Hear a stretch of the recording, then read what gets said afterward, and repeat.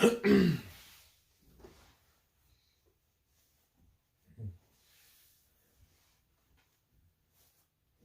right, Shalom. First and foremost, I'd like to give all praise and glory to Yahweh, Bahashem, Yahweh Shah, Bahashem, Kakadash. Double honors unto the apostles and the elders of GMS who rule well, teach well, being great examples to his younger brothers. And peace and blessings, salutations to the whole flag out there pushing his word and truth and in sincerity across the four winds in the name of Yahweh, Bahashem, Yahweh Shah, pushing to get up out of here. Shalom to the whole flag, the believers, the listeners who have came back to the obedience of the scriptures through faith in Yahweh Bashim Al Shai. And what I want to get into, all right, today, just dealing with sticking to the mission, as we can see things unfolding, according to prophecy, and the Lord is working, and if you're in the spirit, this is some very exciting times, all right? You got, the men that the Lord has endowed with his spirit, to teach, to edify, to be on the spiritual front line, of this spiritual war. All right. And we have to have a mindset to stick to the mission. Because as we can see, there's men, that have went astray from the mission. Okay. Which was spiritual army. All right. Well, Jake, is so hyped up, off the internet clout, being the internet celebrity that Jake, has forgotten, the mission, and is now chasing clout, all right, instead of battling in this spiritual war, okay? And this is nothing but the Lord. He's showing you, okay, these are the sincere men, okay? These are the men that are not, okay? The Lord is making it plain and clear, all right? So no one can have an excuse and say, well, I didn't know. Because what these men are doing, start off with a little skirmish, with protests, and now it's leading to some straight nigga shit. Now it's to the point where it's embarrassing, man. Jake talking about he gonna bring, they gonna bring soda cans and bottles to throw. Jake on the internet, speaking about, all right, what gun, he gonna bring,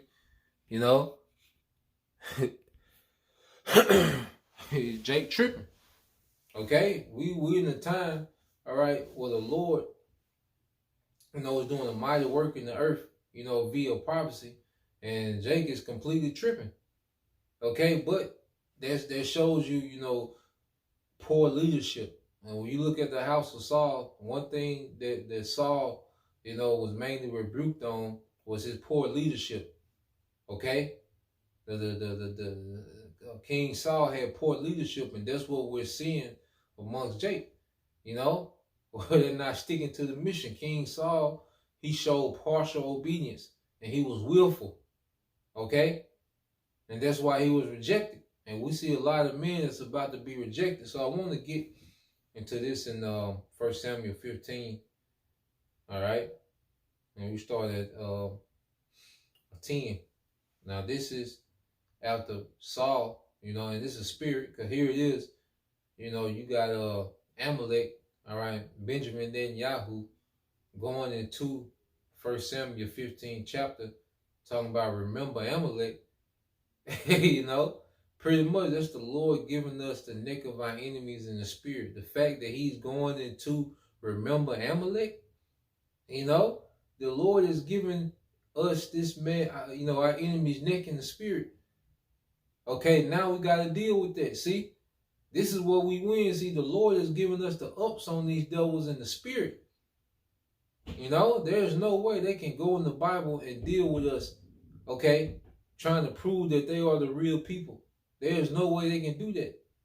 All right, carnally, we don't stand a chance. But guess what? Spiritually, they don't stand a chance. So these devils now have entered into our arena where they trying to bring our precepts to justify their wickedness, man. Okay, and that's what we equipped to deal. Okay, but Jake want to go brawl, all right, with some westernized Palestinians, man, with Asian provocateurs, man, tripping.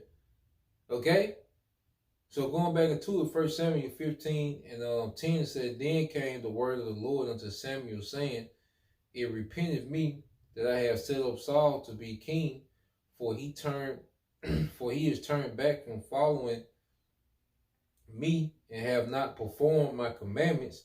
And it grieved Samuel, and he cried unto the Lord all night.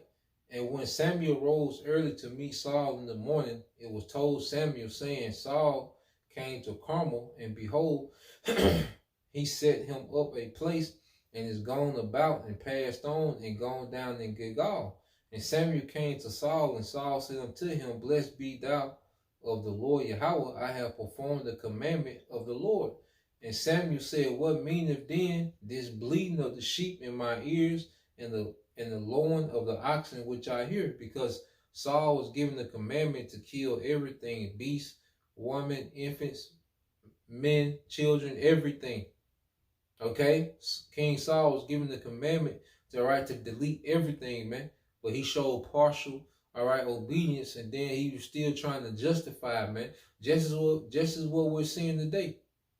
We're seeing Jake being willful, partial obedience. Because see, Jake think because they teach the word that gives them the green light to be a nigga, man.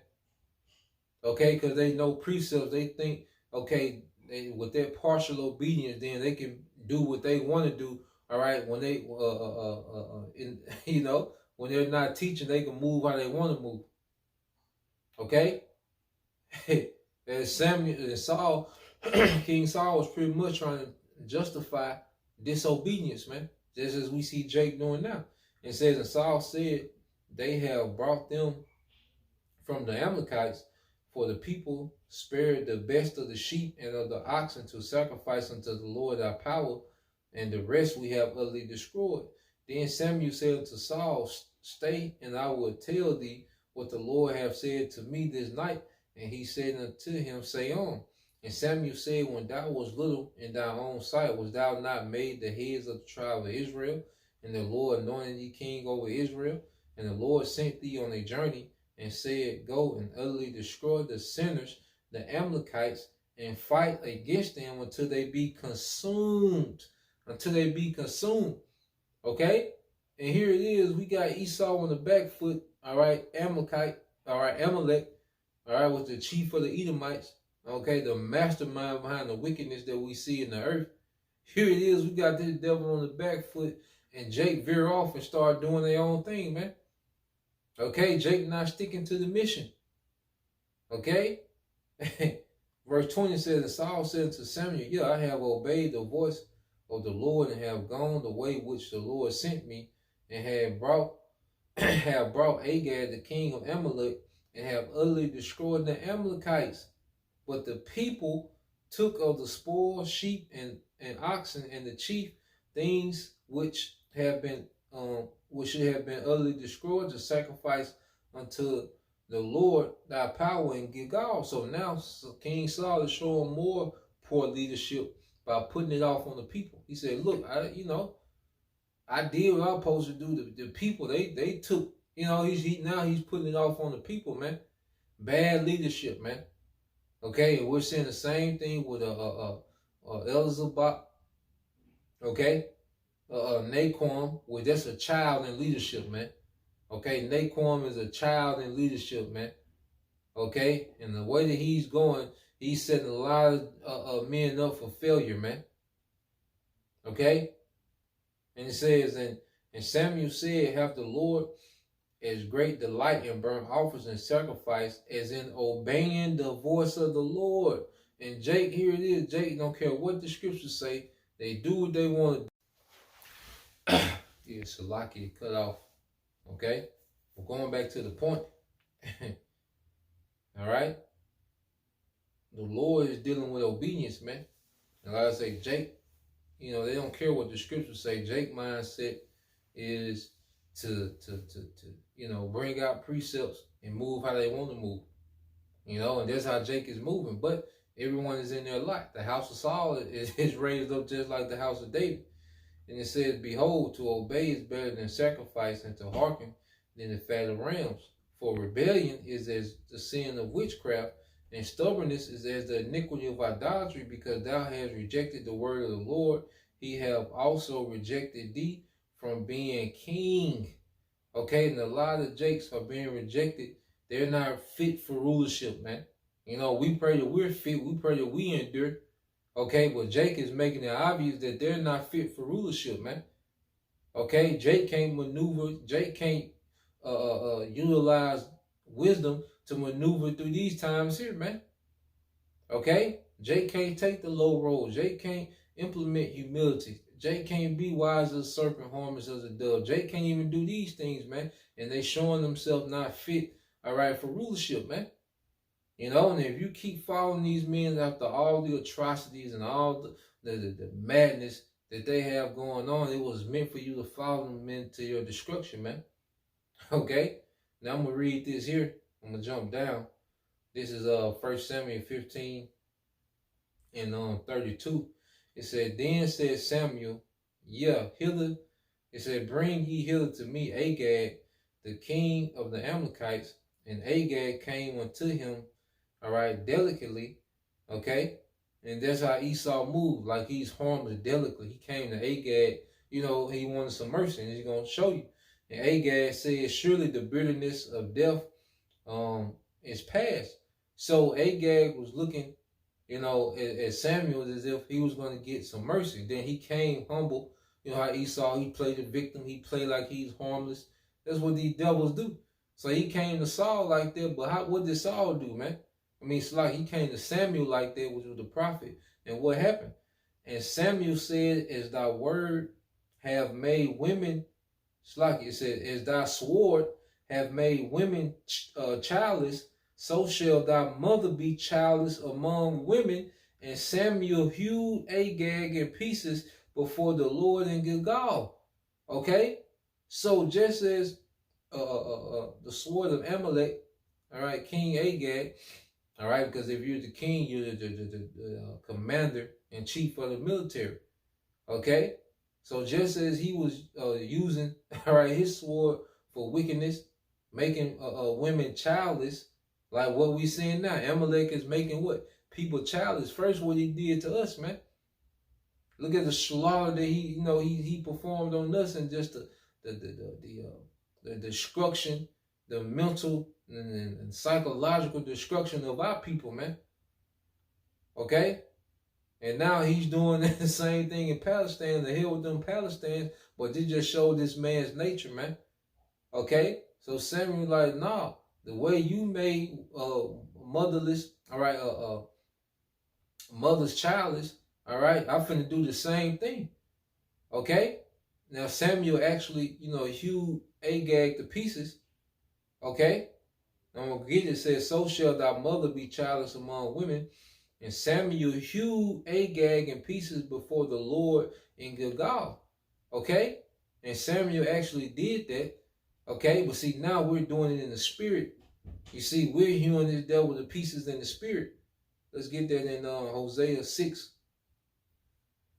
Okay? Hosea 6 and 5.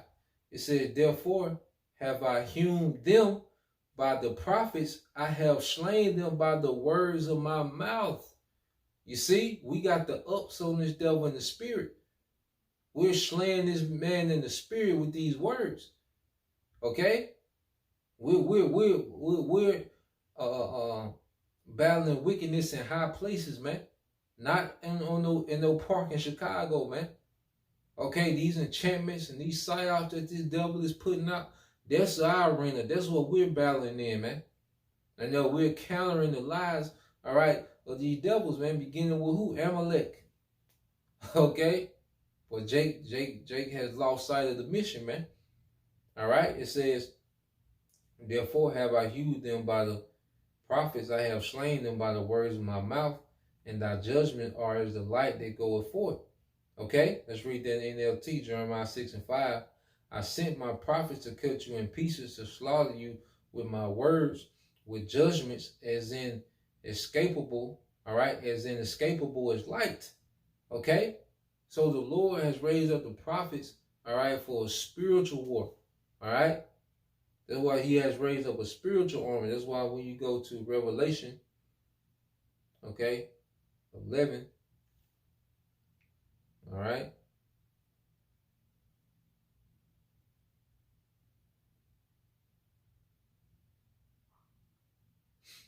This is Revelation 11 and 11.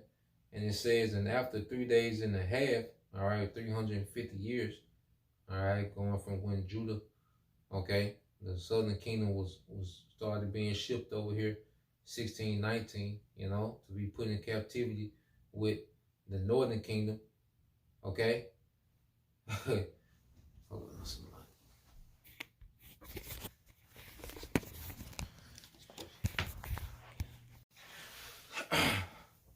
Yeah, Salakia. You know, I had another interruption, but yeah, getting back to it. All right. So you go from when the southern kingdom was brought over, you know, they call it the Middle Passage or the transatlantic slave trade, 1619 until now. I mean, until 1969. All right, and the spirit, you know, was on Elder Abba Bivens, okay, to start going into Yahushua. All right, that's when that breath, you know, started to enter into, you know, the Lord's men. You know, the beginning of the resurrection of the house of David. Okay, in the spirit. Revelation 11 and 11, it says, and after 3 days and a half, the spirit of life from the Most High entered into them, and they stood upon their feet, and great fear fell upon them which saw them. Okay? And the fact that we know that who we are is a terror to these devils, man. So all we gotta do is stick to the script, stick to the mission, stay spiritual. Okay? We just gotta obey. Just like when Joshua, all right, and the priest was marching around Jericho, all they had to do was stick to the script. Okay? And eventually the walls came down and the city was given to them, man. All we gotta do is keep chanting this place down in the spirit, man. Stay spiritual. Stick to the missions. And be obedient to the orders, man. Okay? So go from there. Let's get there in Ezekiel. All right, the very fact. This is why you have people like Vocab who dedicate their life to try to debunk what we're saying, because it's a fear just of us knowing who we are, man. You know, these devils, they have the ups. Okay, when we get carnal, when we start to stray away, you know, from obedience, these devils have the ups on us, man. Okay, but when we stay in the spirit, we win. Okay, and it says, we go get there. I think it's in Exodus 17, and it says on Ezekiel 37, and I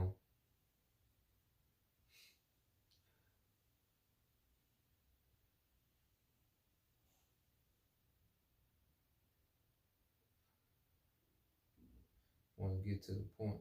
Ezekiel 37. All right, yep. Ezekiel 37 and 9. It says, then said he unto me, prophesy unto the wind, prophesy, son of man, and say to the wind, thus said the Lord power, come from the four winds, O breath, and breathe upon these slain that they may live. And we was those dead bodies that was slain. You know, we were spiritually dead. Okay? But when the spirit of life, you know, through the preaching of Elder Abba Bivens, you know, the elders that came under him, you know, King Marsha, High Priest Yaquab, okay, High Priest Ariah, you know, trickling down to our apostles and the elders today, you know, guess what? We begin to live. Now you see us living. And the fact that we're, all right, spiritually alive is a threat to these devils, man. This the biggest threat is us being obedient. That's the biggest threat to these devils, man. Okay? It says, so I prophesied as he commanded me, and the breath came into them, and they lived and stood upon their feet, an exceeding great army. And it's a spiritual army. Okay? It's a spiritual army. That's why when you go here to 2 Corinthians 10, you see that it's, and we have the ups in the spirit. Okay? I say, then Yahoo going to the Bible, this is what we should be on. This is what we should emphasize on. The points that he's trying to make in the Bible, we can counter that. Okay? We have nothing to counter this man in the flesh. Okay? 2 Corinthians 10 and 4, it said, for the weapons, because remember, we raised up an army. But what type of weapons do we have? For our weapons of our warfare are not carnal, but mighty through the power to the pulling down of strongholds. Okay? But mighty through the Most High to the pulling down of strongholds. All right? So this word is pulling down the deceptions of Esau Edom. Remember, his kingdom is built on deception and delusions. But this word is bringing it down. There's a lot of people that's against how this devil is moving, man.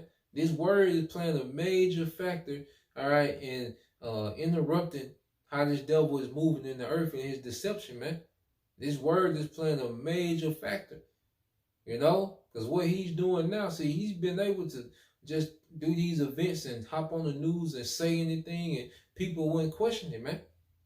You know, he was just able to deceive people, to, you know, propaganda and play on the masses, the emotions of the masses. But now he's being weakened by this word, man. Okay? And we have this devil on the back foot, man. Let's read that in the NLT, 2 Corinthians 10:4. It says, we use the Most High mighty weapons, not worldly weapons, to knock down the strongholds of human reasoning and to destroy false arguments. Okay? And to destroy false arguments, man. You know, this is what we're set up to do. All right? This is what we're set up to do.